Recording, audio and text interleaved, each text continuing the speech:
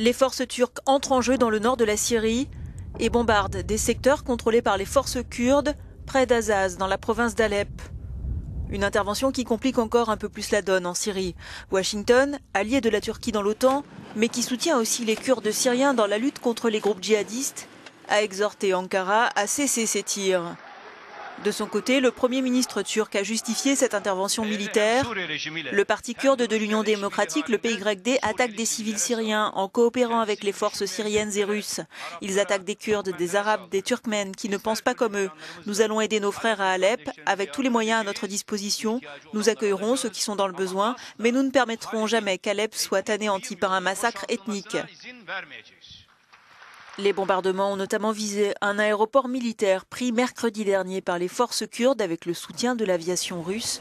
Les Turcs craignent que les Kurdes n'étendent davantage leur influence dans le nord de la Syrie et ne contrôlent ainsi la quasi-totalité de la zone frontalière avec la Turquie. La Turquie a par ailleurs annoncé qu'elle pourrait mener en Syrie, aux côtés de l'Arabie saoudite, une opération terrestre contre l'État islamique.